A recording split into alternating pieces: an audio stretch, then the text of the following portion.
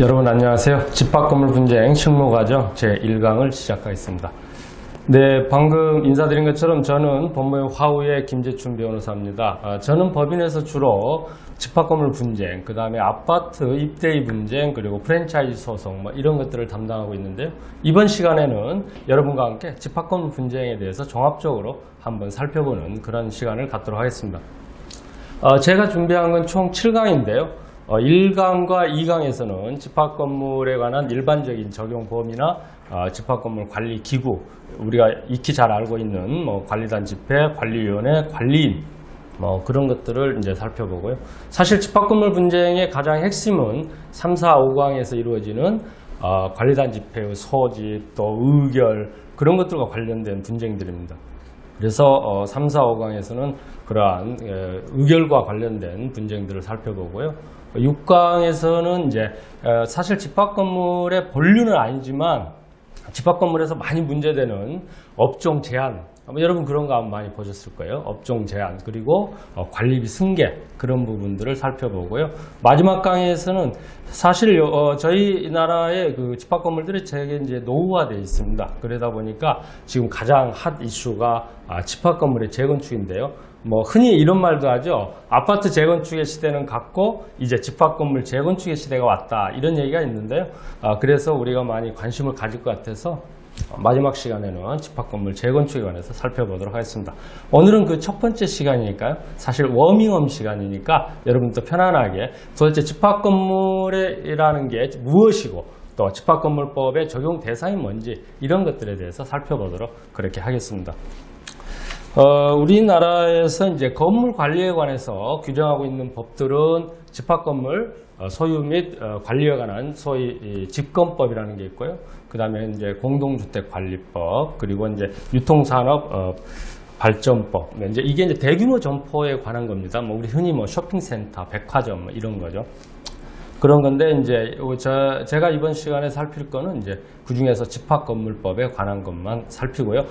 그것과 약간 매칭이 되는 게 이제 유통산업발전법에 있는 대규모 점포의 그 대규모 점포 관리자 부분이 있는데 그것은 해당되는 범위 내에서 비교하는 형식으로 그렇게 살펴보도록 하겠습니다. 저는 강의를 이렇게 진행하려고 합니다. 일단은 이제 우리가 제 강의를 들으시는 분들이 변호사인 분도 계실 거고, 법무사, 주택관리사, 공인중개사 이런 분들이 계실 것 같은데요. 이게 법률이라고 하는 것은 가장 중요한 건 법조문에 대한 이해입니다. 그래서 먼저 법조문을 간략히 해당 법조문을 살펴보고요.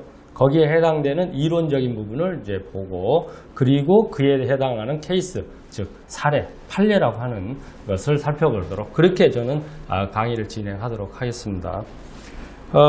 이제 집합건물법, 우리가 이제 집합건물의 소유 및 관리에 관한 법률이라고 하는 건데 이게 제정된 건 꽤 됐습니다. 한 30년 됐는데 그동안에는 그렇게 문제가 되지는 않았어요. 그런데 최근에 이제 워낙 사회가 복잡 단란해지니까 이 집합건물, 아파트도 재건축 관련된 분쟁들이 많이 있잖아요. 집합건물법에서도 집합건물도 그런 분쟁들이 이제 최근 들어서 많이 생기고 그러다 보니까 이제 변호사들도 이런 일을 많이 하고 그렇게 합니다. 집합건물이 도대체 뭐냐, 이제 이런 건데요. 첫 번째가 이제 건물, 우리의 건물인데 집합건물법의 적용 대상은 이제 우리가 흔히 하는 얘기로 건물인데 그것이 이용상, 구조상 독립된 어떤 구분 소유권의 객체가 될 것, 이런 것들이 이 집합건물의 적용 대상이고요. 그래서 집합건물법 제1조는 이렇게 되어 있습니다.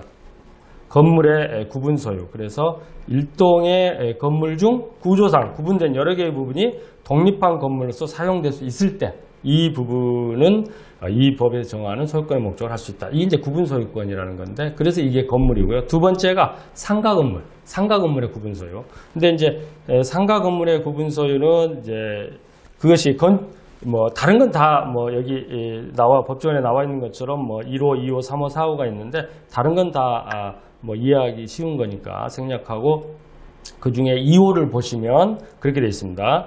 일동의 건물 중 구분 점포를 포함해서 판매시설, 운수시설의 용도에 해당하는 바닥면적 합계가 1000제곱미터 이상. 그러니까 이제 그렇게 이해하시면 돼요. 1000제곱미터 이상의 점포, 상가들이 이 집건법의 대상이다. 그리고 3호나 4호가 이제 그 경계를, 건물의 경계를 아주 명확하게, 표지를 명확하게 설치하고 이제 건물 표지를 붙이고 이런 것들을 이제 요건으로 하고 있습니다. 이런 것들이 이제 우리가 말하는 집합 건물의 대상인데, 그런 거 뭐 다 생략하고 쉽게 얘기하면 상가, 오피스텔, 뭐 쇼핑센터, 뭐 백화점, 뭐 이런 것들이 다 집합 건물이고, 아파트도 기본적으로는 집합 건물입니다. 그런데 이제 아파트는 우리가 뭐 옛날엔 주택법이었고 이제 공동주택 관리법이 작년에 만들어지면서 공동주택 관리법의 적용을 따로 받는 건데요. 아파트가 100세대 이상이면 공동주택 관리법의 적용을 받고 100세대 미만이면 여전히 이 집권법의 적용을 받습니다. 이제 그런 것들이 다 이제 우리가 말하는 집합 건물이고, 그러나 저희 이번 강의에서 저희가 얘기하려는 것은 바로 그 뭐 상가나 오피스텔 그런 것들이다, 이렇게 이해하시면 됩니다. 이 지금 방금 법조문에 보신 것처럼 이제 집합 건물은 이제 건물의 구분 소유가 돼야 되는 건데요. 그러려면 두 가지 요건이 있습니다. 첫 번째가 이제 한 동의 건물, 이렇게 독립된 한 동의 건물이 존재할 것. 그리고 이제 그 건물에서, 건물 내에서 구조상 구분된 여러 개의 부분이 구조상, 이용상 독립된 건물로서 이제 사용 수익이 될 수 있을 것. 이게 요건입니다. 이게 우리가 흔히 말하는 구조상, 이용상 독립성을 갖출 것, 이겁니다. 그래서 그 부분을 좀 더 살펴보도록 하겠습니다. 여기서 이제 구조상, 이용상 독립성을 어떻게 판단하느냐, 이런 건데, 그거는 이제 물리적으로 판단하는 거죠.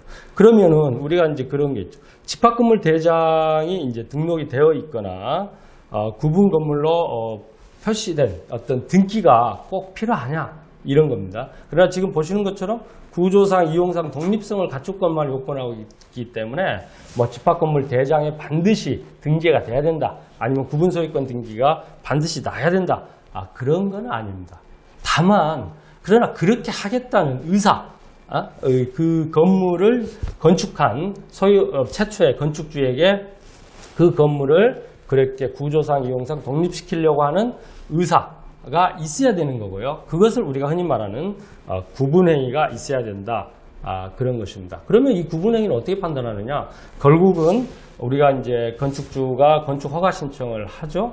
또 어떤 분양 계약을 할 거 아닙니까? 나눠서 이렇게 분양을 할 테니까 이제 그런 거에서 구분 의사, 즉 구분행위가 있다, 이렇게 판단하는 것입니다.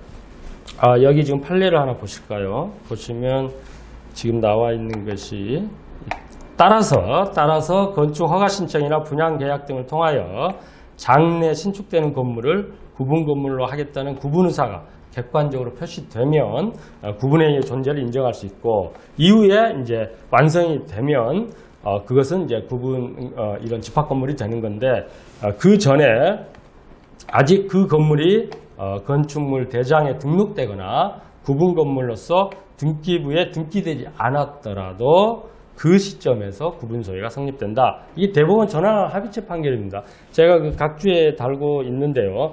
그 전에는 이제 그런 것을 요구를 했다는 거죠. 그래서 여기 밑에 각주를 보시면 이와 달리 구분 소유는 건물 전체가 완성되고 원칙적으로 집합 건물 대장에 구분 건물로 등록된 시점, 예외적으로 등급의 구분 건물의 표시에 관한 등기가 맞춰진 시점에 비로소 성립한다라고 하는 종전 대법원 판결은 다 폐기했습니다. 이게 2013년 전원합체 판결이죠. 이제 그러면은 반대로 등기부상 구분소유권 목적으로 등기되어 있는데 구조상, 이용상 독립성을 갖추지 못한 경우는 어떠냐, 이제 그런 문제가 등장하죠. 이 판례사는 경매를 통해서 소유권을 취득한 부분인데, 여기 지금 보시는 것처럼 경매가 진행됐는데, 이제 이 경락인은 이제 그게 구분 소유권의 객체가 된다 생각하고 등기가 돼 있으니까요. 그래서 이제 경락을 받았던 사안인데 그게 문제가 된 겁니다. 이 전유 부분이 경락받은 시점에서 구분 소유의 목적이 될 수 있는 구조상, 이용상의 독립성을 갖추지 못한 건물의 일부에 불과한 것이어서 이에 관한 구분 소유권은 존재할 수 없다. 그렇기 때문에 이건 무효다. 그래서 갑은 그 소유권을 취득할 수 없다. 이해하시겠죠? 그러니까 결국은 집합 건물을 판단을 어떻게 하느냐라고 하는 것은 공부에 등재됐느냐라고 판단하는 게 아니고 구조상, 이용상의 독립성이 있느냐, 이걸 가지고 판단한다라고 이해하시면 되겠습니다. 예, 그러면 이제 또 여기 지금 판례를 보시는 것처럼 그러면 3층짜리 집합 건물을 구분건물로 등기했는데 전기 화재가 발생해서 보수공사를 하면서 1층을 이제 없애버린 거예요. 쉽게 말하면 구조상, 이용상의 독립성을 없애버린 거죠. 그런 경우는 어떻게 되느냐라는 겁니다. 2, 3층은 그대로 뭐 구분소유권에 객체가 되는 데는 문제가 없을 거고요. 1층을 없애버렸을 때 어떻게 되느냐. 이게 구조상, 이용상 독립성이 없어졌죠. 그러면은 여기 지금 판례가 보는 것처럼 구분 건물로 등기된 일동의 건물 중에 일부에 해당하는 구분 건물들 사이에서 구조상의 구분이 소멸되는 경우에는 그 부분은 종전 구분 건물 등기 명의자의 공유로 된다. 공유로 된다. 이렇게 판시를 했습니다. 구분소유권이 없어졌잖아요. 그리고 공유가 됐습니다. 그러면 이 경우에는 이제 관리단 집회에 누가 대표로 참여할 수 있는가, 이런 문제가 되는데요. 결국 이제 전체적으로 큰 틀에서는 여전히 집합건물법 적용을 받는 거고, 1층은 구분소유가 없어지니까 그 경우에 이제 누가 대표가 되느냐라는 건데, 여기 지금 나와 있는 것도 종전 판례도 1층은 이제 공유로서 집합건물 적용이 대상이 된다, 그렇게 돼 있고, 이제 원래 집합건물법 37조 1항을 보면 의결권은 전유 부분의 면적 비율에 따른다라고 돼 있고요. 전유 부분을 여럿이 공유하는 경우에는 그 중에 공유자 대표 1인을 정해서 그 사람이 의결권 행사한다, 이렇게 돼 있습니다. 그러면은 1층 같은 경우에는 이제 없어져 버려, 이제 구분 소유가 없어지고 그게 이제 공유가 됐으니까 그 경우에는 이제 협의해서 그 대표권을 행사할 1인을 정하면 되는데, 만약에 협의가 안 되면 어떡하느냐. 이제 민법 265조로 가면 공유물 관리는 이제 공유지분의 과반수로 결정한다, 이렇게 돼 있으니까 결국 민법으로 가서 공유자들 사이에 이제 협의해서 이제 과반수로 대표권을 행사할 사람을 정하는데, 만약에 그런데 이제 그게 잘 안 되면 어떡하느냐, 이제 그런 문제인데, 결국 최종적으로 안 되면 행사를 못 하는 거고요. 이제 정하면 되는데, 만약에 공유지분의 과반수를 가지고 있는 사람이 있다면 뭐 그거는 뭐 협의할 필요도 없이 그 사람이 의결권을 행사하는 행사자가 될 것입니다. 이건 좀 뒤에 의결권 문제에서 제가 좀 더 상세히 말씀을 드릴게요. 건물의 구분 소유에 대해서 살펴봤고요. 조금 전에 이제 법조문에 살펴본 것처럼 이제는 이제 상가의 구분 소유에 대해서 간단히 또 살펴보도록 하겠습니다. 상가도 이제 상가가 이제 대표적인 직거법의 대상인데요. 상가는 일반 건물처럼 막 이렇게 구조상 막 독립성이 요건을 하고 있지는 않습니다. 왜 그래요? 우리 뭐 상가 한번 가보세요. 뭐 개방 상가도 있고 그렇잖아요. 그런 것들도 다 구분소유권의 객체가 되거든요. 그래서 구조상 독립성 요건은 이제 분류하고요. 다만 아까도 살펴본 것처럼 이제 용도의 제한이 있고요. 그게 이제 판매시설, 운수시설. 그 다음에 뭐 제가 기억하라고 했죠. 1동 건물 구분점포 바닥면적 합계가 1000제곱미터 이상일 것. 그 다음에 이제 점포별 경계 표지와 건물 표지가 견고하게 바닥에 부착되어 있을 것. 이제 이런 건데, 뭐 이거 자세한 내용은 이제 집합건물법 시행령 2조에 규정되어 있습니다. 그러니까 뭐 그걸 보시면 될 것 같고요. 이제 상가에 대해서 하나 문제가 되는 게, 이제 보통 우리가 그 매매를 하면 이제 현재 이용 상태대로 매수를 하잖아요. 근데 나중에 보니까 그 중에 공용 부분이 일부 점유하고 있었던 겁니다. 전 매도인이. 그런 경우에 이거 철거해 줘야 되느냐라고 하는 문제가 이제 종종 문제가 됩니다. 현황과 이제 또 실제 공부와 이 실제 이용 상황이 달라지는 경우에 우리 대법원 판례는 공부대로, 결국은 공부대로 우리가 매매한 것으로 봐야겠죠. 그래서 이제 그렇게 보고 공용 부분 점유한 거는 이제 철거를 해줘야 된다, 이렇게 보고 있습니다. 상가를 집합건물로 보는 데는 뭐 이론이 없는데요. 다만 이제 집합건물법상에는 이제 관리인, 구분 소유권이 10개 이상이면 이제 관리인을 필요적으로 선임하도록 되어 있는데, 이런 관리인과 또 유통산업발전법상에 이제 대규모 점포 관리자가 있거든요. 그 사이에 사실 권한관계가 많이 문제가 됩니다. 왜 그래요? 대규모 점포, 쇼핑센터, 뭐 백화점, 이것도 대규모 점포이면서 또한 동시에 집합 건물이거든요. 그래서 유통산업발전법의 적용을 받으면서 동시에 집합금법의 적용을 받기 때문에 이 권한 관계의 충돌이 실제로 많이 있습니다. 뭐 우리가 뭐 동대문에 가면 막 여러 그 쇼핑센터들 있잖아요. 그런 것들이 이게 아주 복잡하고 문제가 진짜 많아요. 여러분들이 여기에 관여하시면 하여튼 이 사건이 굉장히 많습니다. 그래서 이제 조금 전에 제가 말씀드린 집합건물법 적용 대상은 건물 구분 소유와 상가 구분 소유 이렇게 봤는데 지금 그 중에 이제 하나의 쟁점을 제가 떼서 살펴보려고 하는 거예요. 즉 집합건물 관리인과 대규모 점포 관리자의 관계를 한번 살펴보도록 하겠습니다. 이게 실무에서는 사실은 가장 이게 문제가 되거든요. 대규모 점포라는 게 뭐냐? 우리가 대규모 점포 유통산업발전법 2조에 정의가 되어 있는데요. 다음 항목의 요건을 모두 갖춘 매장을 보유한 점포의 집단으로서 이제 별표에 규정된 건 말한다. 그런 건데 뭐 이해하기 쉽게 별표를 딱 보시면 돼요. 별표를 보면 어떻게 되어 있냐면 대형마트 뭐 우리 또 이제 그 중에 전문점 대형마트 롯데마트 뭐 이런 거죠. 근데 그 중에 이제 또 우리 이런 거 있죠. 하이마트 있잖아요. 그건 뭐예요? 전문점. 그러니까 뭐 가전만 하는 거 있죠. 뭐 이런 것들. 대형마트, 전문점, 백화점, 뭐 쇼핑센터. 쇼핑센터 여러분 많이 보죠. 뭐 저희 동네는 무슨 새서울 쇼핑, 제일 쇼핑 뭐 이런 것들이 있거든요. 이런 것들이 이제 대규모 점포에 해당되는 거고 복합 쇼핑몰 뭐 이런 겁니다.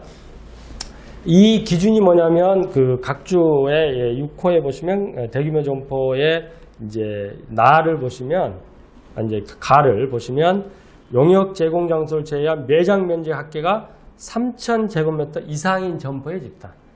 이해하시겠어요? 3,000제곱미터. 바닥 면적이 이제 3,000제곱미터 이상이면 대규모 점포에 해당된다. 이렇게 이해하시면 돼요. 우리가 보통 뭐 쇼핑센터, 뭐 백화점, 뭐 하이마트 이런 건 다 이 대규모 점포에 해당이 되겠죠. 지금 이제 뭐 그걸 조금 더 이제 제가 분석을 한 겁니다. 방금 설명한 건데요.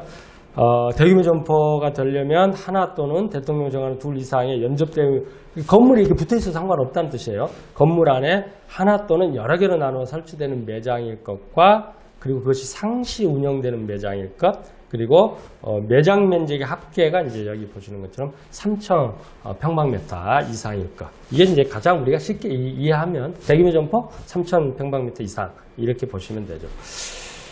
이 대규모 점포가 유통산업발전법에 의해서 이제 개설자가 있는 경우가 있고 없는 경우가 있어요. 그러니까 대규모 점포를 개설한 개설자가 있는 경우는 그 개설자가 이제 대규모 점포를 관리하는 관리자가 되는데요. 막 분양을 막 해버려요. 이제 건축을 해가지고 그러면 이제 개설자가 없는 경우가 이제 많고 그런 경우에는 아주 좀 복잡합니다. 이게 이제 유통산업발전법에 있는 건데 뭐 여러분들이 이걸 다시 볼지 안 볼지 모르니까 저랑 함께 한번 간단하게 살펴보도록 하면 좋겠습니다. 또 안 볼지도 몰라요. 뭐 어떻게 되어 있어요? 개설자가 없는 경우입니다. 있는 경우는 뭐 그 사람이 관리자고 없는 경우에는 매장 면적의 2분의 1 이상을 직영하는 자가 있는 경우에는 그 직영하는 자 과반이라는 거죠. 또 매장 면적의 2분의 1 이상을 직영하는 자가 없는 경우에는 이제 또 나눠져요. 입점상인 3분의 2 이상이 동의하에 설립한 민법 또는 상법에 따른 법인이 있으면 이제 그 법인의 대표. 또 입점상인 3분의 2 이상이 동의해서 설립한 중소기업 협동조합법상의 협동조합 또는 사업협동조합이 있으면 이제 그 조합의 대표자. 그렇지 않으면 또 입점상인 3분의 2 이상이 동의하여 조직한 자치관리단체가 있으면 그 관리단체의 대표자. 다만 이 경우에는 이제 6개월 이내에 법인이나 조합을 설립할 것을 조건을 하고 있습니다. 제가 과거에 처리한 사건 중에 이제 어떤 쇼핑센터가 있었는데 그 쇼핑센터에는 이제 무슨 쇼핑센터 뭐 조합이 있어요. 뭐 새서울 쇼핑 조합, 센터 조합 뭐 이런 게 있는데 그러한 조합이 바로 이 대규모 점포에 이제 개설자가 없는 경우에 관리자가 되는 거고 그래서 이제 그 조합의 대표자, 즉 조합 뭐 이사장, 조합장이 이제 보통 뭐 재판이라든가 이런 걸 하면 대표자로 되는 겁니다. 이와 같은 이제 지금 살펴본 이런 경우가 이제 만약에 그것도 없는 경우는 어떻게 하느냐? 최종적으로는 입점상인 2분의 1 이상이 동의해서 지정하는 자, 2분의 1 이상이 동의해 지정하는 자가 하는데 그 경우도 6개월 내에 또 조합을 설립해야 됩니다. 이런 건 다 조건이죠. 그래서 이제 조금 전에 제가 말씀드린 것처럼 그 시에 대개 입점상인 3분의 2 이상이 동의해서 조직한 자치관리단체의 대표자가 관리자가 됩니다. 그러면 이제 우리가 문제는 이러한 관리자와 또 집합건물이다 보니까 관리인을 또 선임하는 경우가 있습니다. 이 차이가 뭐예요? 자, 이 대규모법 관리자는 이제 상인들이니까요. 이 상인들에는 소유자도 있을 수 있고 임차인도 있을 수 있습니다. 근데 이제 집합건물법의 관리자는 누가 선임을 해요? 구분 소유, 뒤에 나오겠습니다만은 구분 소유자만이 그걸 할 수 있습니다. 그 구분 소유권을 가진 자만이 할 수 있어요. 선임할 수 있어요. 그러니까 약간 그게 다르죠. 이런 경우에 이제 지금 이 대규모법 관리자와 집합건물 관리인이 같이 있을 수도 있고 이런 경우에 권한 행사에 문제가 이제 있는 그런 것입니다. 뭐 관리자의 업무 범위는 뭐 여러분들이 그냥 보시면 돼요. 그냥 대규모점포를 유지 관리하기 위해서 필요한 업무에 되는 거고요. 뭐 이 중에 이제 사항만 보시면 돼요. 유통산업발전법 12조 사항만 보시면 되는데 이 매장이 분양된 대규모 점포 및 준대규모 점포 이제 이거 너무 또 설명하면 복잡한데 준대규모 점포는 이제 대규모 점포 운영자가 또 이렇게 새끼 쳐서 또 만든 점포들인데요. 뭐 이런 것들은 이제 뭐 유통산업발전법에 나와 있는 내용들이고 그 중에 이 주 뭐 유지 관리를 위해서 필요한 업무를 하는데 그 중에 구분 소유과 관련된 사항에 대해서는 집합건물법에 따른다. 이렇게 됐습니다. 이게 포인트입니다. 유통산업발전법상인 대규모점포 관리자가 막 자기가 관리를 해요. 유통산업발전법에 막 하는데 구분 소유, 소유권과 관련된 사항은 집권법에 따른다. 그러니까 이게 충돌이 생겨버릴 수가 있는 거죠. 지금 말씀드린 것처럼 이제 집합건물인 동시에 유통산업발전법이 적용되면 권한의 충돌 가능성이 있다. 이런 거고요.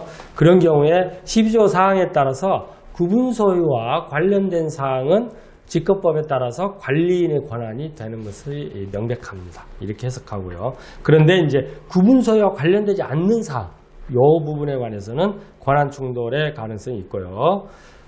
또 하나는 이제 구분 소유와 그런 관련된 사항은 관리인의 권한이다 이렇게 얘기를 했는데 그럼 도대체 구분 소유와 관련된 사항이 뭐냐? 실무에서는 또 이것에 대한 해석이 또 분분하죠. 그래서 이제 판례는 구분 소유자들의 소유권을 침해할 사항, 우려가 있는 사항이다 이렇게 판시를 하고 있는데 마찬가지로 도대체 그럼 뭐가 구분 소유자의 소유권을 침해할 사항이냐 이렇게 또 문제가 되는 것입니다. 이제 구체적으로 한번 살펴볼게요. 이제 관리비 부과 징수, 관리비 부과 징수행위 어떠냐? 실무상 이게 제일 문제입니다. 사실은 뭐 관리자가 되냐, 관리인이 되냐, 그 뭐 하려고 하겠어요? 관리비 받아야 하잖아요. 관리비 받아야 운영비도 쓰고 월급도 나가고 관리자 월급도 주고 그러지 않겠어요? 제일 중요한 게 이제 관리비. 근데 관리비 부과 징수를 누가 하느냐 이런 겁니다. 이 관리비가 그러면 구분 소유와 관련된 사항이냐? 그러면 관리인의 권한이잖아요. 판례는 부정하고 있습니다. 즉 관리비 부과는 소유권과 관계없다. 그러니까 관리자도 부과 징수할 수 있다. 그런 뜻이겠죠. 2007-83427 판결을 볼까요? 대규모 점포 관리자가 대규모 점포의 구분 소유자들이나 그들로부터 임차해서 대규모 점포의 매장을 운영하고 있는 상인들을 상대로 이제 비용을 부과 징수한 경우에 이 경우에 이게 가능하냐에 대해서 이것은 대규모 점포의 본래의 유지 관리를 위해서 필요한 업무에 속하는 사항이다. 할 수 있다. 그런 뜻입니다. 따라서 이제 집합건물에 관리인이 없고 대규모 점포 관리자만 있다면 그 사람이 관리비를 부과 징수하는데 아무 문제가 없는데 관리인도 있을 경우에 이제 양쪽에서 막 부과 이런 거 보시지 않았나요? 무슨 뭐 쇼핑센터 가보면 뭐 엘리베이터 안에다 막 붙여놓잖아요. 막 관리비 내지 마세요. 아니면 일로 내세요. 막 분쟁이 생기면 막 그렇게 막 붙여놓잖아요. 네, 그런 겁니다.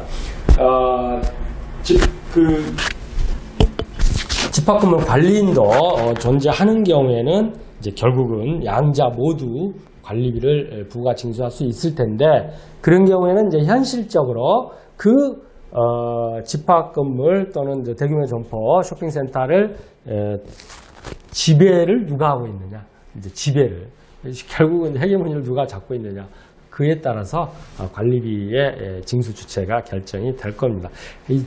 이게 제가 이렇게 이제 말씀을 드리지만 여러분들이 이제 실제 일해 보시면 이것 때문에 아주 머리 아프게 싸웁니다. 예. 주차비 징수, 이것도 아주 되게, 저도 최근에 이런 사건 했는데, 저기 마곡지구에 주차비 징수 누가 하느냐, 이런 거죠. 이것도 마찬가지로 이제 구분소유권과 관리, 이제 그 소유권의 대상이 되는, 소유권과 관련되는 거냐는데 안 되는 거죠. 그래서 주차비 징수도 이제 대규모 점포 관리자가 있으면 그 사람이 하고, 관리인이 있다면, 양자가 있다면 결국은 실제로 집합 건물을 장악하고 있는 사람이 할 겁니다. 하급심 판결 중에서는 이제 구체적으로 판단 안 해버린 그런 케이스도 있다라고 제가 거기 소개를 해놨습니다. 방제실, 방제실, 청소 대기실.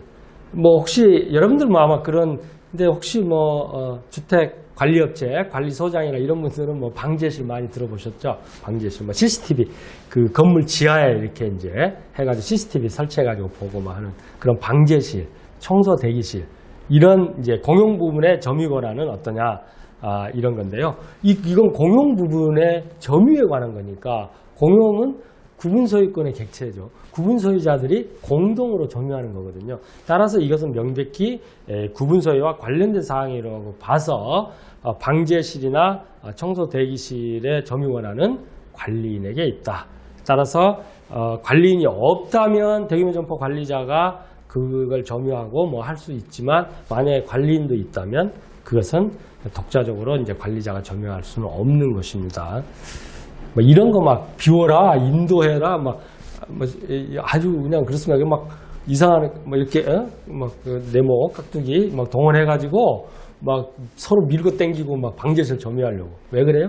CCTV를 볼 수 있잖아요. 그럼 모든 그 건물을 다 볼 수 있거든요. 그래서 이 방제실 인도, 청구, 가처분 이런 것들이 실무에서는 많이 있습니다. 여러분들도 기회가 되시면 해보실 수 있을 것 같고요. 체납관리비. 이제 이 체납관리비 부분은 제가 6강인가요? 거기서 업종 제한하고 체납관리비 부분의 관리비 승계 부분은 아주 제가 깊이 있게 한 번 더 살펴드리겠습니다. 기본적으로 공용 부분의 체납관리비는 승계돼서 승계인에게 징수할 수 있다. 공용 부분의 체납관리비요. 전유 부분은 아니고요. 그렇게만 이해하시고, 그런 것을 규정한 관리규약이 유효하냐에 대해서 여기 2007-834H 대법원 판결이 공용 부분의 체납관리비에, 공용 부분에 관한 체납관리비를 승계하도록 정한 대규모 점포 관리자의 관리규약은 집합건물 18조의 터잡은 것으로 유효하다. 이런 대법원 판결이 있습니다. 네, 여기까지 해서 오늘 1강을 마쳤습니다. 다음에 2강에서 또 뵙도록 하겠습니다. 고맙습니다.